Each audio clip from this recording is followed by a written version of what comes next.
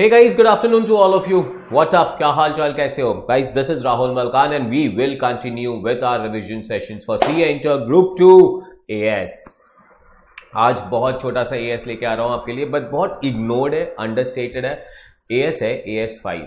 And what does this AS5 belong to? Guys, AS5 है net profit or loss for the period, prior period item and changes in accounting policy. तीन चीजों से deal करेगा ये standard. Quickly वो standard पे जाएंगे. But before I go on to that standard guys, एक बहुत इंपॉर्टेंट इन्फॉर्मेशन आपके लिए कि गाइज मैं एक और बैच चालू कर रहा हूं May 23 CA इंटर ग्रुप 1 के लिए. मुझे पता है आप तो ग्रुप 2 के बच्चे हो, बट गाइज आपके कनेक्शंस में बहुत सारे ग्रुप 1 के बच्चे आते हैं. उनको कहिए प्लीज राहुल सर से पढ़िए.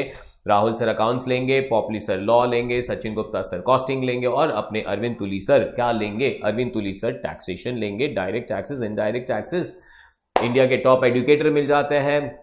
इतने सारे क्लासेस है, स्ट्रक्चर्ड कोर्सेज है, PDF बुक्स है, अनलिमिटेड रिकॉर्डेड क्लासेस है. There are so many things that are there. I will start accounts in the morning 8 to 10. Law होगा हमारा 12 to 1:30. कॉस्टिंग होगा हमारा 2 to 3:30 और टैक्सेशन होगा हमारा 3:15 to 4:30. क्लियर है? Rahul Malkan sir, Popli sir, Sachin Gupta sir, Arvind Tuli sir. Plus के फीचर्स, आइकॉनिक के फीचर्स आप सबको पता है गाइस, तो subscribe now. Evaluated test series भी मिल जाता है. ये मंथ के इवैल्यूएटेड टेस्ट सीरीज का कहानी और डेट आपके सामने है. October 20 को अकाउंट्स का टेस्ट है, 21 को लॉ का टेस्ट है, 22 को कॉस्टिंग का टेस्ट है एंड पूरा टाइम टेबल है.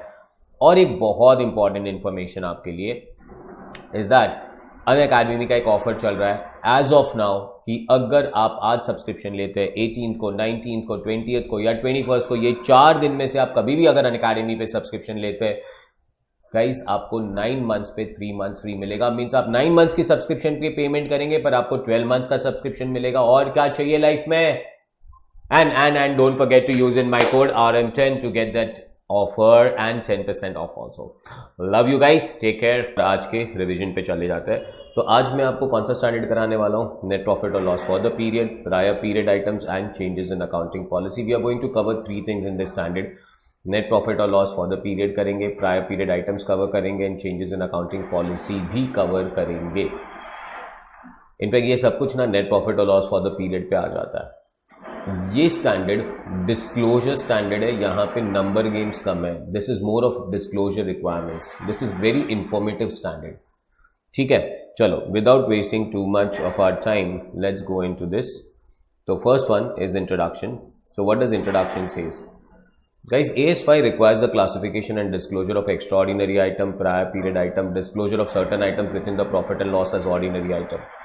So ये स्टैंडर्ड है ना, मोर और लेस हमारे प्रॉफिट एंड लॉस अकाउंट से डील करता है और ये कहता है कि प्रॉफिट एंड लॉस अकाउंट में जो आइटम्स आती है ना, उनको हमें अलग अलग कंपार्टमेंट्स में डिवाइड करना है. और कौन से कंपार्टमेंट्स में डिवाइड करना है तो आपके सामने है ये सारे compartments.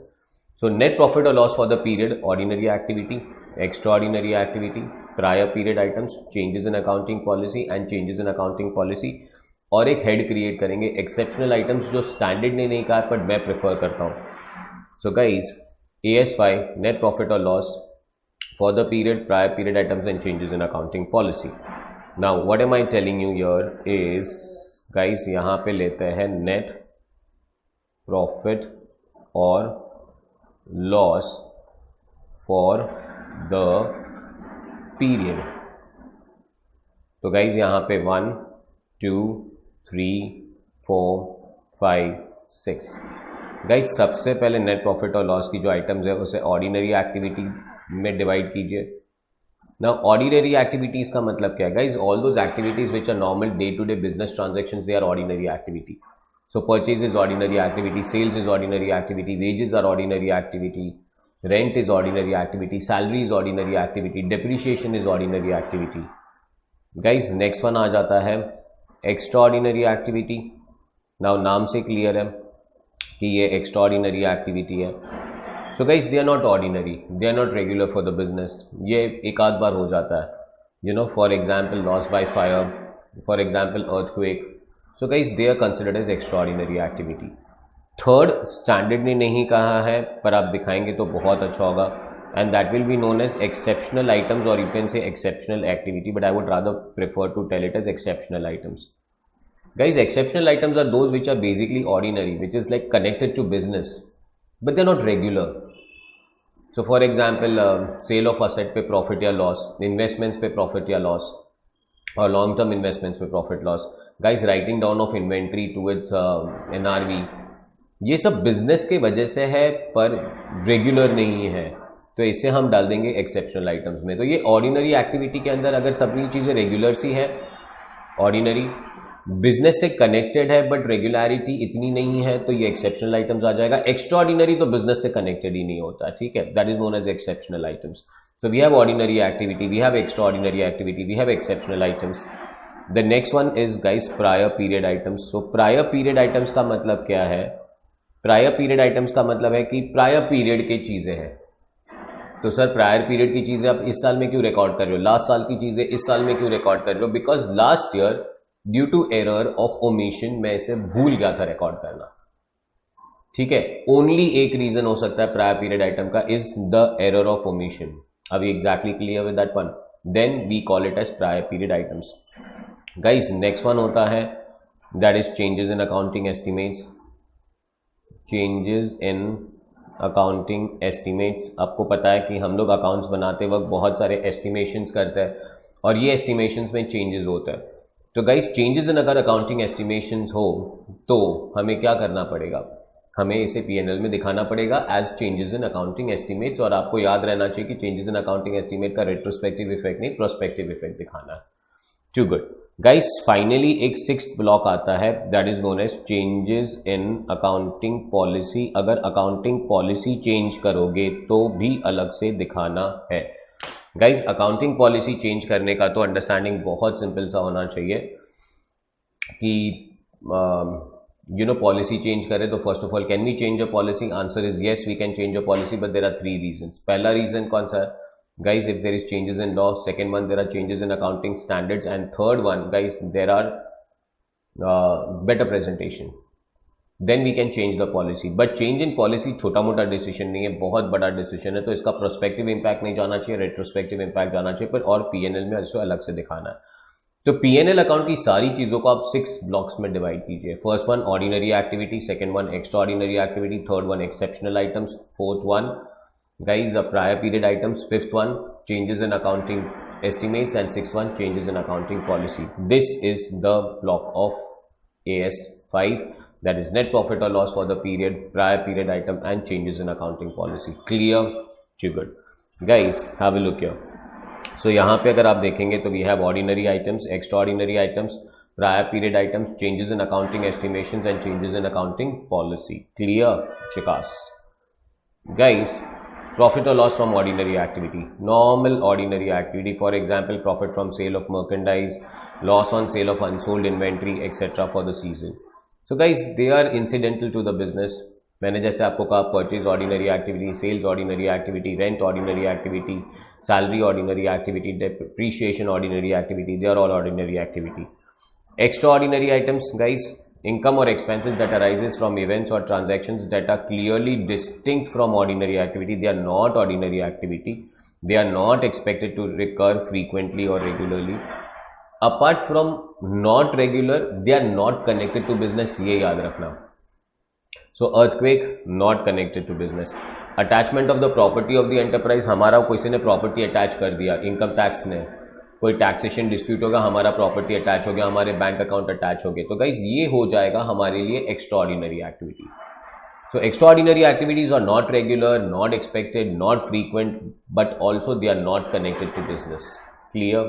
To good guys. Next आता है exceptional items. So exceptional items क्या होता है? They are part of ordinary activity, they are because of business, but they are not regular. उसका साइज, उसका नेचर ऐसा ना कि इसको अलग से दिखाना बहुत जरूरी है. सो for example profit on sale of asset. Profit on sale of asset है बिजनेस की वजह से. सी असेट ना बिजनेस की वजह से क्रिएट होता है, आप उसको बेच रहे हैं तो वो भी एक बिजनेस का एक ट्रांजैक्शन है, बट रेगुलर ट्रांजैक्शन नहीं है, उसका नेचर थोड़ा सा अलग है, तो इसको अलग से दिखाना बहुत अच्छा रहेगा. तो that is referred to as exceptional items. Example guys, write down of inventory, restructuring, disposal of fixed assets, long term investments, guys litigation settlements, legislative changes, retrospective application. So ये सारी हमारे लिए एक्सेप्शनल आइटम्स होगी. So first one ordinary activity, second extraordinary activity, third one exceptional items, fourth one guys prior period items. Prior period items errors और omission की वजह से last year लिखना भूल गए थे, तो इस साल लिखना पड़ेगा, और इस साल लिखोगे तो इसे प्रायर पीरियड आइटम की तरह दिखाओगे आप, ठीक है। Prior period items are income or expenses which arises in the current period as a result of errors or omission in the preparation of financial statement of one or more prior periods. Errors in preparation of financial statements, errors होते हैं, mistakes है, fraud नहीं है guys, ठीक है ना। So guys mathematical mistakes है, accounting policy misinterpretation, oversight, ये सब एरर्स ऑफ ओमिशन आएगा। एंड गाइस इसकी वजह से we what we call it as you know a prior period item. चलो प्रायर पीरियड आइटम के बाद आता है चेंजेस इन अकाउंटिंग एस्टिमेट्स। अगर कहीं पे अकाउंटिंग एस्टिमेट्स में चेंजेस आएगा, यहाँ पे मैं आपको एक और चीज़ बता दूँ अकाउंटिंग एस्टिमेट के चेंजेस के पहले, that as per accounting standard accounting estimates को हर साल री एस्टिमेट करना होगा, हर साल at the end of every year जितने भी एस्टिमेशन है उसे फिर से एक बार री एस्टिमेट कीजिए, then we call it as changes in accounting estimate.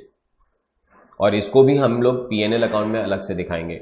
तो an estimate may have to be revised if changes occur in the circumstances based on which the original estimation was made. Changes in accounting estimate should be done prospectively, retrospectively नहीं।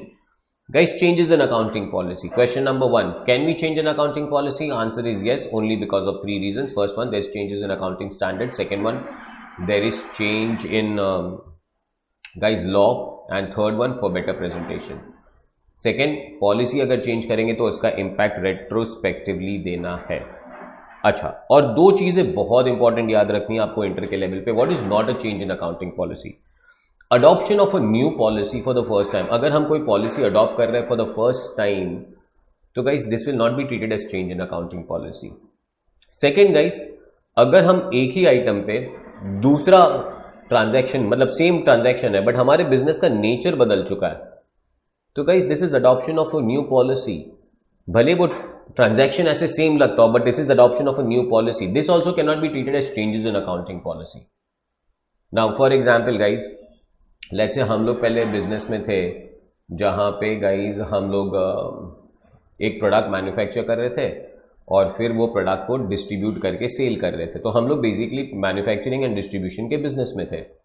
अब product manufacture किया, distribution करने के लिए हम लोग ने 5-6 car ली थी और वो 5-6 कार को हम यूज़ कर रहे थे डिस्ट्रीब्यूशन करने के लिए। तो गाइज ये था हमारा मॉडल पहला। अब ना कंपनी को मैन्युफैक्चरिंग करने में मज़ा नहीं आ रहा है तो कंपनी ने अपना बिजनेस मॉडल चेंज कर दिया। और नया बिजनेस मॉडल कौन सा है कंपनी का? नया बिजनेस मॉडल है कंपनी का कि अब ना कंपनी कार्स बेचेगा, सेकेंड हैंड कार्स बेचेगा। तो गाइज अब हमारे पास वो जो 5 कार थी ना वो डिस्ट्रीब्यूशन के लिए यूज नहीं होने वाली थी, अब वो कार बेचने के लिए यूज होने वाली थी। This is changes in accounting policy? Answer is no. पूरा ट्रांजैक्शन बदल गया, नेचर बदल गया। तो इसको हम चेंजेस इन अकाउंटिंग पॉलिसी नहीं कह सकते guys. Are we exactly clear with this one?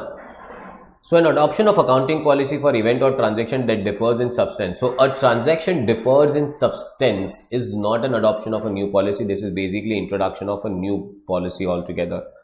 And guys again एक नया policy apply कर रहे कोई first transaction के लिए, this is also not treated as changes in accounting policy. I hope you understand this very well guys, ठीक है। So guys AS5 के हिसाब से प्रॉफिट एंड लॉस अकाउंट की चीज़ों को 5 पार्ट में डिवाइड करना है। What are the 5 parts that we should divide? First one guys is ordinary activity, second extraordinary activity, third exceptional item, fourth one prior period items, fifth one changes in accounting estimate and the sixth one is changes in accounting policy. Classic. चलिए एक दो question भी revise कर लेते हैं। So guys question number 1, state electricity board, fuel charge is billed by the state electricity board at provisional rates. Final due for fuel charge is rupees 5.30 lakh for October 2008 to September 2015 have been received and paid in February 2016. However, the same was accounted in the year 16 and 17. Comment for the accounting treatment done in the said case. Fuel charge is billed by the State Electricity Board at provisional rates. So guys, State Electricity Board fuel charge provisional rates पे apply कर रहा था because शायद कोई case चल रहा होगा या अभी तक उनका डिसीजन फाइनल नहीं हुआ होगा। गाइज अक्टूबर 2008 से सितंबर 2018 का फ्यूल चार्ज का बिल आया, फाइनल बिल आया, 5.3 लाख का बिल आया और फेब 16 में पे कर दिया उसे। तो गाइज अगर इसे फेब 16 में आपने पे कर दिया और बिल आ चुका था तो ये 15-16 में अकाउंट होना चाहिए था.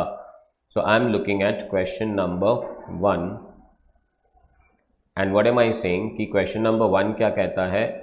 क्वेश्चन नंबर 1 कहता है कि फ्यूल चार्ज का बिल कब आया था. Received and paid.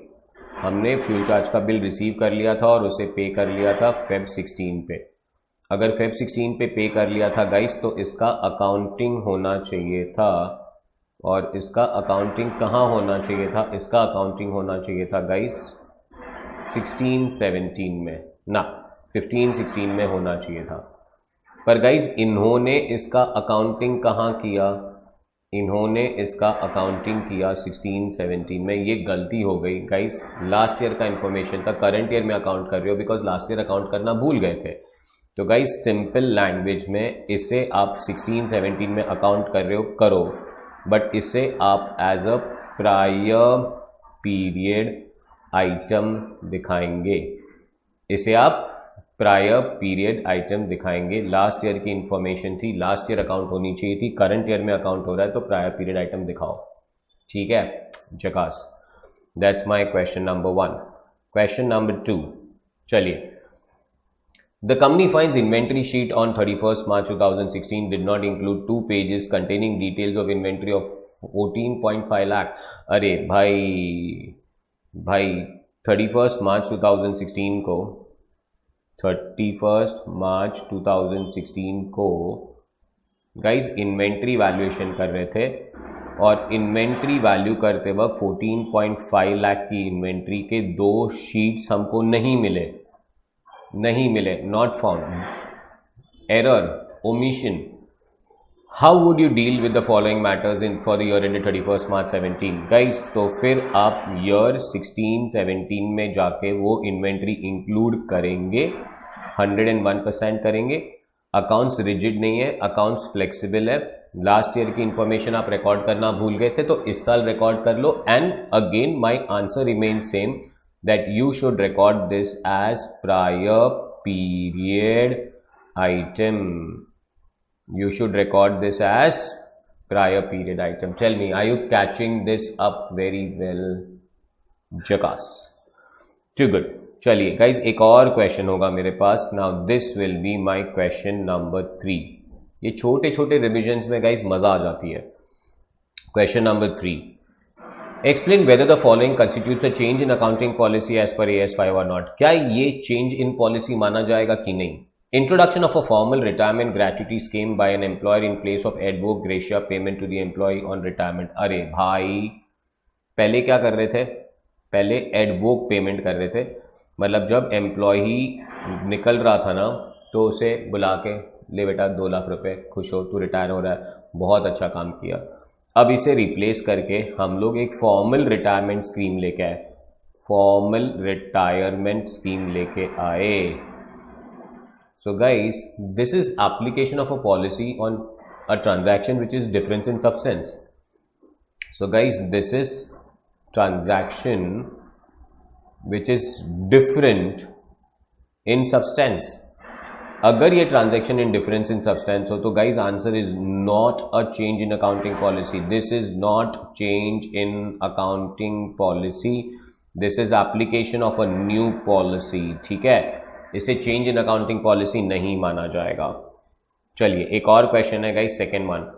Manager decided to pay pension to those employees who have retired after completing 5 years of service in the organization. Such employees will get a pension of 20,000 per month. Earlier there was no scheme. पहले scheme नहीं था, अब new scheme launch कर रहे हैं. Guys, new scheme launch करें तो this is application of policy again on a new transaction. So this is also not a change in accounting policy. Tell me, Jackass. So guys, this is Rahul Malkan signing off, and now if you remember AS5, net profit or loss for the period, prior period items and changes in accounting policy. अगर इस साल का profit and loss account की हम बात करें तो profit और loss account for a year should be divided into 6 parts.